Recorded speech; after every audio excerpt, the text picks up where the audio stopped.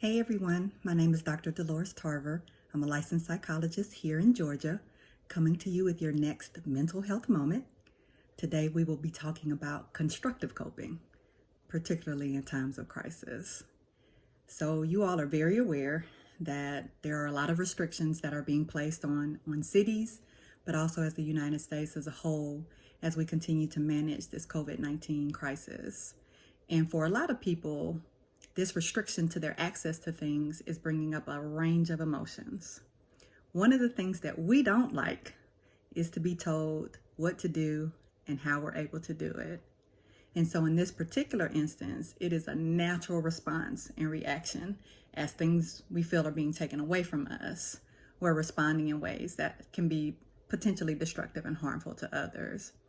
Some of you have experienced having children and knowing that when they move to different phases in their lives, oftentimes they get a little frustrated. So when it is time, for example, for them to let go of that pacifier, or move into not being able to have access to a bottle, they may throw a temper tantrum because essentially what we're telling them is, hey, I'm going to remove that coping skill that you've gotten used to, that thing that soothes you, that thing that you've gotten comfortable with, that you're comfortable now being able to utilize and have whenever you want it. And I'm telling you, no longer can have access to that. And we've seen countless examples of what happens to us when we take things away, but we don't necessarily have anything to put in its place. Same way that we may be feeling now. Increased emotional responses to things being taken away from us, such as events that we planned. Our kids can't go to the activities that they enjoyed. They can't go to school and see their friends, so they may be struggling with not having access. We also may be struggling as adults with being told we need to stay in our homes, we don't need to get out, restrict your access to stores, restrict your access to the people that you love and care about. And a common response that people are telling me is that people are simply refusing. I'm an adult, you can't tell me what to do. I'm gonna go and do what I wanna do. Stop trying to control me. This thing isn't as serious as you all say it is. This is just a conspiracy to get us to be locked down and for people to be regulating our behavior. And the next thing you know, the government is going to be trying to control everything that we do, right? Like, I get it. I understand. You all have questions. Why are churches closed, but liquor stores open, right?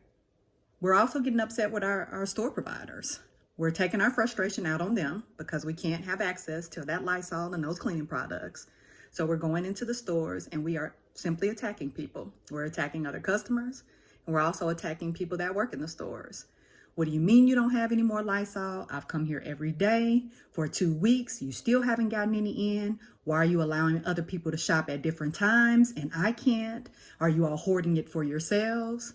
And so when we are feeling frustrated, we often will lash out to others and we'll have a lot of questions about, well, why is this okay, but this isn't okay? Why is my dentist closed, but my psychologist's office is still open? So during this time, a lot of us are resorting to what we call unhealthy coping behaviors. Now, what's a coping behavior? Coping behaviors are simply those things that we use to manage when we're feeling frustrated, overwhelmed, lonely, sad, any range of emotions that allow us to be able to soothe ourselves to get through whatever that difficult emotion may be.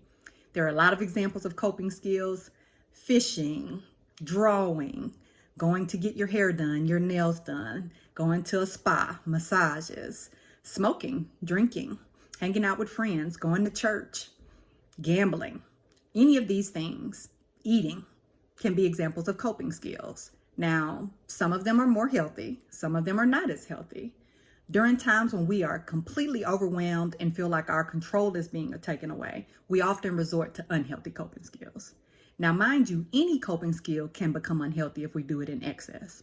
Exercise is a good example. Exercise is a healthy coping skill unless I'm doing it multiple times a day, every day, to the point that I'm now not getting enough calories in to manage the amount of output I'm having every day with my exercise, that I'm restricting myself from eating because I'm trying to get down to a weight that's not healthy for me. Exercise can also be harmful if I'm doing things that are detrimental to my knees, my back, my rotator cuff. I'm pushing myself too hard. These are all examples of things that possibly could be destructive to us, right? So again, during times of stress, we want to utilize coping skills. Coping skills can be good for us. They can help us get through difficult times. But what we want to do is use coping skills that are healthy for us.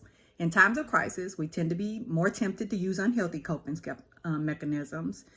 Things being taken away from us that were healthy tend to increase our anxiety. So if I was able to go to the gym, for example, as a healthy coping skill, and now the gym is closed, now that's being taken away from me. And so my anxiety is fueled because what am I going to replace that with? You can't simply remove something and not have something to put in its place. Otherwise, you're going to end up finding some maladaptive or unhealthy ways to try to maneuver. The other thing that we tend to do is when we want to do something, we will alter the information that we receive and alter the way we perceive that information so that it allows us to engage in what behavior we want to engage in. So for example, even though I know that it's unhealthy for me to drink 3 12-packs of beer in a sitting, I can rationalize in my mind, but hey, it's not cocaine. Cocaine is worse than alcohol is. I'm at home. I'm not drinking and driving. I don't have anything else to do. I don't have to be at work, so I can just sleep it off. I'm not going to the bars and putting other people at risk. So we will justify and rationalize behaviors, right? So that's kind of what we're doing in this situation right now. So what I'm seeing people do is they are minimizing the actual threat of COVID-19. They are making statements such as, you know what? I can still go to church. God is covering me. God protects me. God keeps me. Whereas that is true, God also does not put you in situations where you're now unsafe when before you were safe. So this is something that we have to kind of think about in terms of how we're viewing our coping skills. Another thing that I hear is people are wanting to still hang out with their friends. They're still having parties. People are still trying to go to beaches.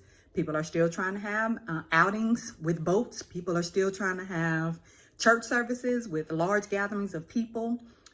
We are continuing to touch people and love on people. And what we're doing is we're simply saying, I need to rationalize my behavior because I want to engage in these things. So I'm going to dismiss this other information that's contrary to what I want to do. If I minimize the threat, then what my behavior then matches what my thoughts are. Now, whereas that is a skill that one could use to be able to manage in a crisis, it's not a healthy skill. So what we want to do is we want to get to this wise mind of let me use all the information that I have available to me to make the best possible decision that I can make in a moment, right? So the Center for Disease Control is that place where you have accurate information. Their information has remained consistent. It is coming from virologists that study illnesses. And so they're understanding as best they can at this time the course and movement of this COVID-19. So what is on there? We have over 140,000 cases in the United States. Over 140,000 cases. So if I'm using my wise mind, I can no longer rationalize that this disease isn't affecting people, that this illness is simply something that people are making up. Because over 140,000 people have it. Those were stats from yesterday. I'm sure they've gone up for today. Over 2,400 deaths just here in the United States. 2,400. So we're not talking about 2 or 3 or 4, and I don't want to minimize the death of any one person, but we are talking about an excessive amount of people, a large amount of people who have died as a result of this illness. That is also factual information. Every state in the United States has active cases. Every single state. So you can no longer say, this isn't affecting me. This isn't affecting people that I know. Because if you reach out, it is. Talk to your healthcare professionals. They will tell you how overwhelmed their systems are. They will tell you that they're being very selective about who they can even test because they have a limited amount of tests. They will tell you even with testing that it's taking time to get the results back.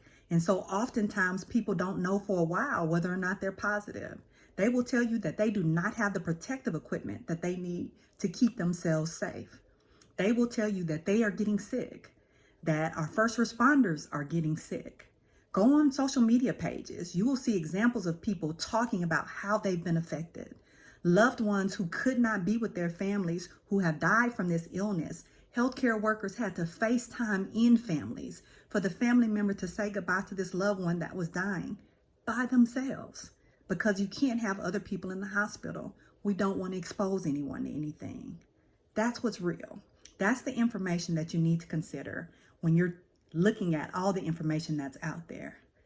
Talk to personal people that you know at their jobs who have found out, yeah, there was someone here that likely was exposed or has the illness. I don't know if I'm affected or not. I don't have active symptoms. I can't get tested. Talk to the people who have to make a decision about whether or not they can actually go home because they're afraid that they will put their family members at risk because they're still working with a population that could be infected. Talk to them about how difficult it is for them to make a decision about whether or not they want to go home or what they have to put in place even to be able to love on their children when they do get home. Talk to the people that work at these stores that are mistreated, are belittled, people who are just doing their jobs, having to show up with little to no protection so that they can make sure that we have what we have in the stores. And they have no control over what's in there. They simply put out what's there. But we attack them and we hold them responsible when things aren't available to them, to us. Talk to them, see what their experience has been. By this point, you know someone.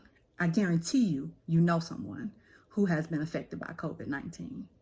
All of that information needs to be considered before you make decisions about your interactions outside of your home.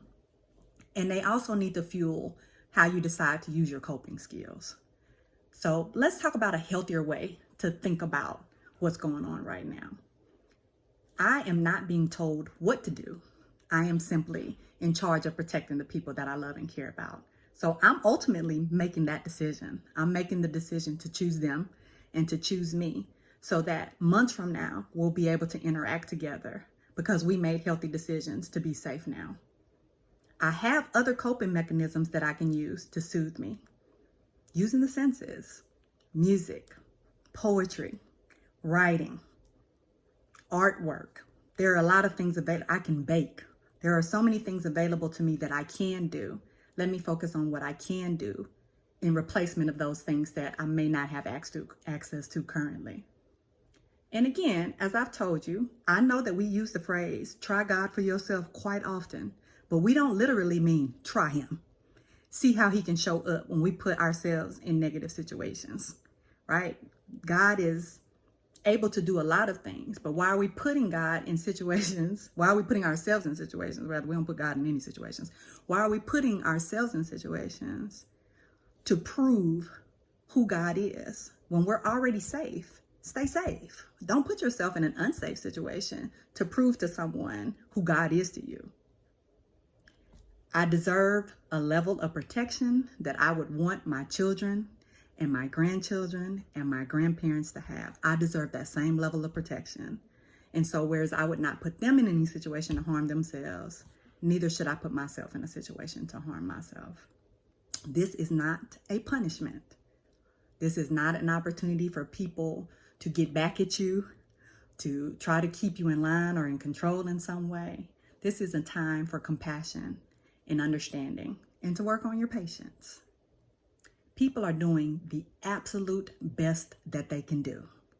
They are showing up to work exhausted, tired, afraid. They are showing up, and they are showing up for us. And we need to show up for them too by keeping them as safe as we possibly can. There are so many things that we can do that do not require us touching other people or interacting with other people. Virtual church, virtual parties. You can do teletherapy, which is an option. So you can video conference in with your therapist. You can even still go to therapy. We have not been closed down and remain 6 feet away from your therapeutic provider.